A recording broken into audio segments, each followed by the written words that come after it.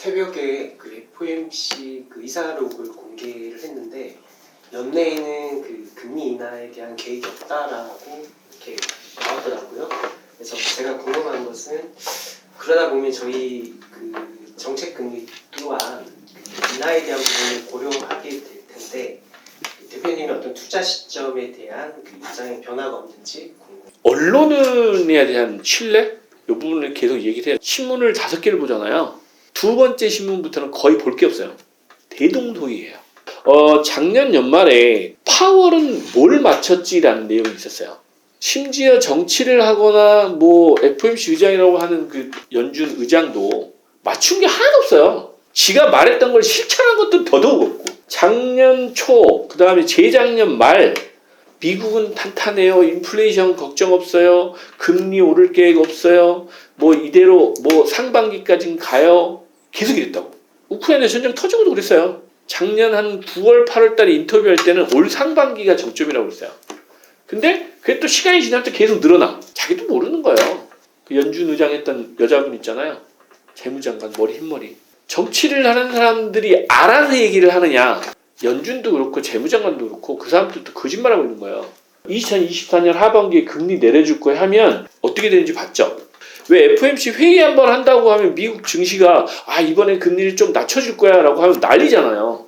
우리나라도 마찬가지고. 그래서 그 사람들이 거짓말을 할 수밖에 없는 거예요. 어차피 미국도 대선이 있기 때문에 뭔가를 해줘야 되는 게 있어서 풀어줘야 돼요.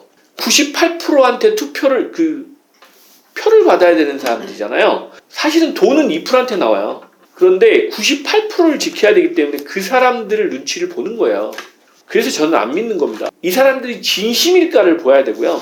정말 이 사람들이 알아서 이렇게 얘기할까라는 생각을 저는 해요. 요즘 언론을 보면서 특히 그렇습니다. 지식은 있겠지 전문가는 아니란 얘기예요. 기자들이. 유튜브 나와서 전문가라고 하는 사람도 있잖아요. 저 포함해서.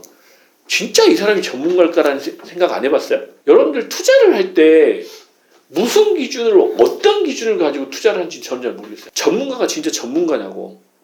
어떤 사람이 전문가인데? 파월은 금융 전문가예요? 재무 전문가예요? 모르면서 그 사람들 말 믿어. 왜? 자리를 보고 믿는 거예요. 우리 한국은행 총재가 진짜 그 금융 전문가예요? 재무 전문가예요?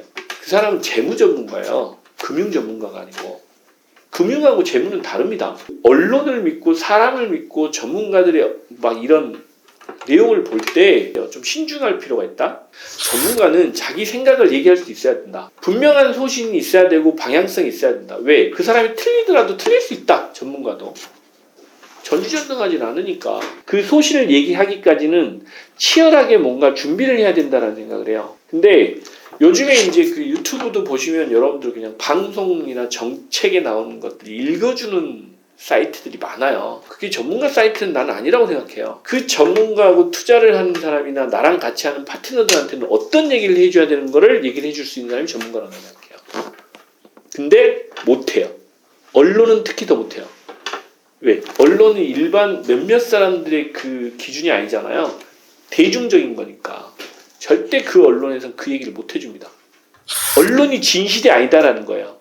사실을 얘기를 하는 거지 투자나 다른 이면에 앞으로의 뭔가를 벌어질 일에 대한 진실은 다른 편에 있다라는 것도 얘기. 그래서 아까 이제 FOMC 얘기를 했던 게 뭐냐면 파월은 진짜 내년 말까지 이걸 경기가 침체됐는데 금리를 계속 끌고 갈까? 그것도 5% 이상의 금리를 쉽지 않은 거예요. 저는 그렇게 봐요. 미국이 경기 좋은 이유를 알아요? 고용지표 때문에 그래요. 물가도 오르지만 거기 임금 인상이 어마어마해요. 그 트럼프 덕분에 미국에 사람이 없어요. 일할 사람이. 저기 남미에 있던 애들 있죠. 멕시코나 이쪽에는 다 쫓아냈잖아요. 그러니까 미국에 있는 백인들하고 시민권자들 이런 사람들만 일을 할 수 있잖아요. 그리고 인력이 없어요. 인력이. 그래서 지금 좀 바이든도 근데 그거를 안 풀어요. 풀어줄 줄 알았잖아요. 그 국경 해제해가지고 외국인들 이렇게 들어오게 해서 풀어줄 줄 알았어요. 근데 공장만 드립다 유치하고 금리는 계속 오르고요. 실업률은 계속 낮아지고요. 외국인들은 안 받아요. 외국인 노동자들을. 왜? 남미나 이쪽에서 너무 많이 들어오니까. 그쪽 인구가 많잖아요. 일자리도 없고 경기도 안 좋고. 그리고 미국은 아직도 호황이에요. 금리 5%에도. 우리나라는 전혀 달라요. 우리나라는 근데 이제 실업률이 높아지면 심란해질 겁니다. 왜 연말에 지금 우리가 아는 것만 해도 금융 쪽부터 시작해서 건설 쪽, 뭐 IT 쪽, 스타트업 이쪽 전부 다 실업자예요. 이제 최소 48만 명에서 50만 명 정도 나온다고 그래요. 50만 명이 소비를 못하는 거잖아요. 경제가 계속 침체되는 거고 이런 악순환이 되는 거고. 그런 측면에서는 여러분들도 이제 종합적으로 좀 고려를 해보실 필요는 있는 거예요. 이 사람들 말이 맞을까? 라는 생각. 극한 상황 되면 미국이 금리를 안 낮춰도 우리나라만이라도 낮춰야 되는 거예요. 안 그러면 못 버텨요. 우리도. 어떻게 버텨? 일반 국민들이 다 신용불량 현상이 생겼는데.